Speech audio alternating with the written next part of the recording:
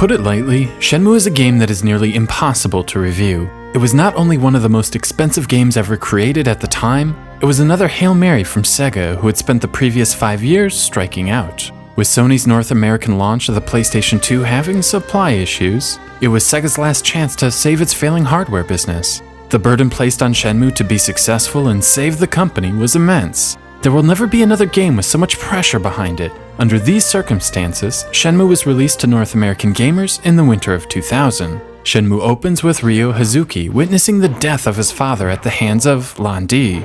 Understandably upset, Ryo seeks to avenge his father's death by getting revenge on this mysterious killer.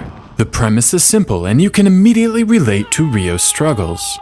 The beauty in Shenmue is how quickly and effortlessly the entire game is presented. The cinematic sequences are all done in real time, effortlessly switching between gameplay and scripted moments and back again.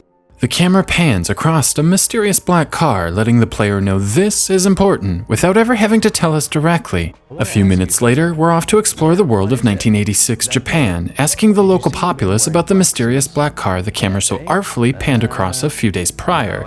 Here, Shenmue will either captivate your imagination or turn you off immediately. The pace of the game is slow, and deliberately so. Shenmue encourages you to explore the local neighborhood, talking to everyone, learning people's daily routines, who is in the know, where everyone lives, everything. While wandering around, an old lady asks for your assistance in locating a residence as she has trouble seeing. The game pushes you to look at the map and read the nameplates on houses to accomplish the task. It's almost like a tutorial, but it's not forced on you, and it's presented as part of the story. Being a good person, you feel obliged to assist, and are rewarded with a lesson in navigating the world. All of Shenmue is done this way. While many tasks seem trivial, they all build up to something. Everything has a purpose, and the creators are never simply wasting your time. Things don't stop there. Shenmue also lets you open drawers, pick up objects, look behind wall scrolls, and fully explore the world presented.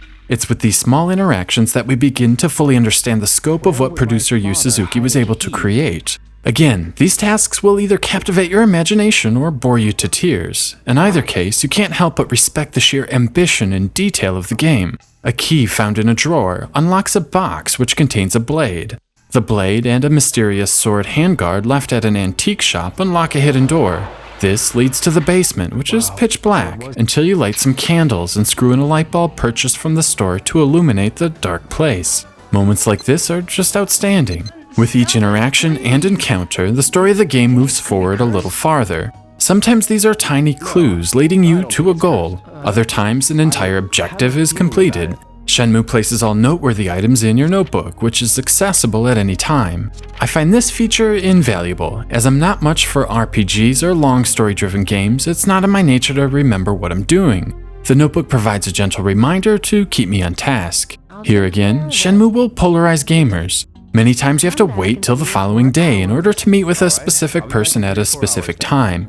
Shenmue doesn't let you simply jump ahead. You have to do things until the designated meeting time. Some find this a boring time waster, slowing the pace of the game down. Others will relish this downtime to do whatever they wish. It's a bit like Minecraft in a way. Some find Minecraft pointless. Others love the fact that they can pretty much do anything. Shenmue is the same way. During these lulls, the game wants you to explore the world. You can visit the arcade and play darts, or hang on, even Space Harrier. You can collect capsule toys, trying to complete a collection, or nab your favorite Sonic character. You can buy batteries, or purchase some dried fish and feed it to the kitten in the park. You can buy cassette tapes and listen to them. You can win cassette tapes and listen to the fantastic magical sound shower from Outrun at a moment's notice. Venturing further, you can gamble at the slots house, get your fortune told by a fortune teller, and even purchase ancient scrolls teaching you new martial arts moves. Speaking of martial arts, Shenmue has a rather involved combat system for real-time battles.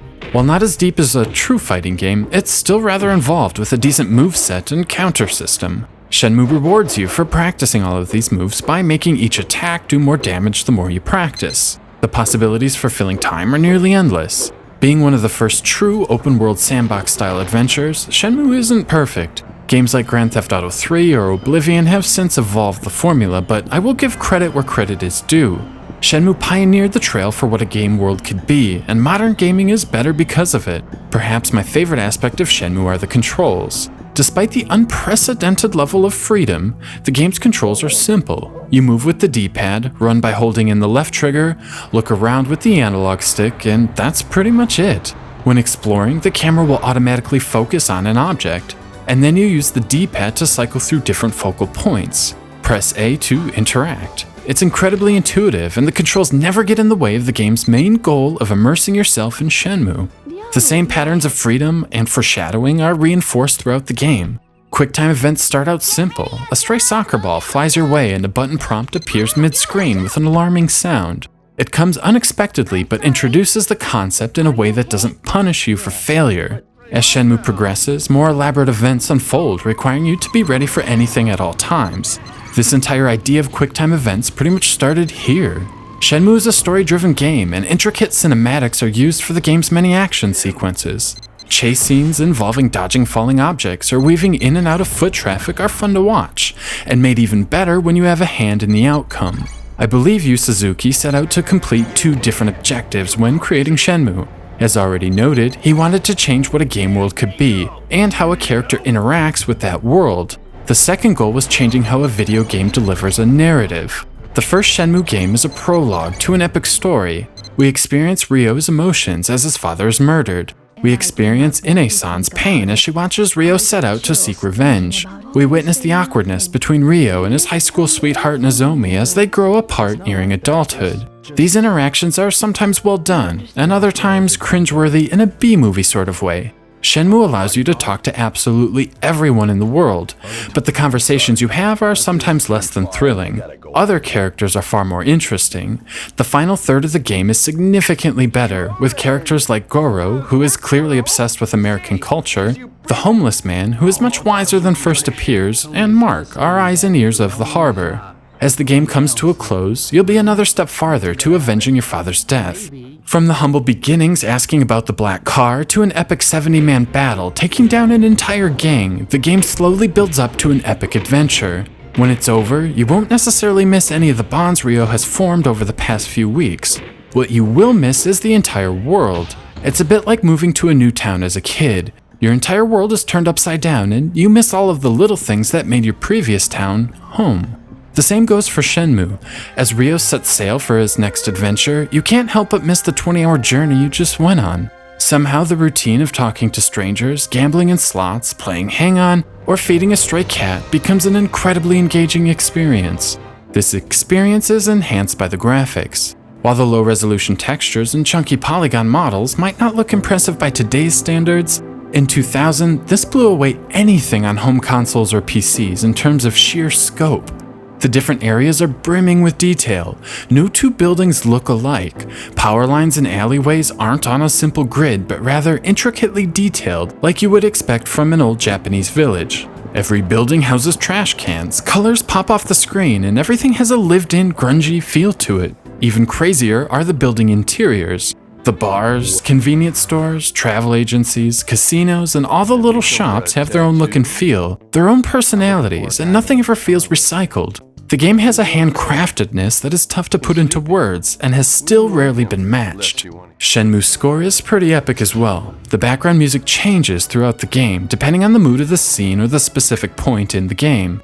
Places like the convenience store have a bouncy song that's sure to get stuck in your head. The fortune teller has an eerie mystical track that fits the setting perfectly. And even the forklift racing sequences have a rock vibe that just screams 80s. The way the music effortlessly shapes each and every scene just adds to the aura that is Shenmue. Of course, I couldn't review Shenmue without bringing up the forklifts.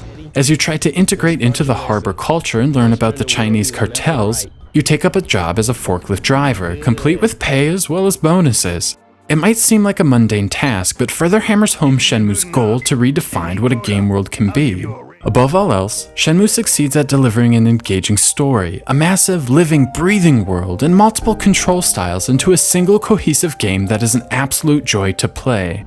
While Sega wasn't able to save the Dreamcast or their hardware business, they did manage to influence the way video games would be made for the 15 years that followed. We no longer watch FMV cutscenes, but watch the action happen with in-game engines. Characters now express emotions with facial expressions.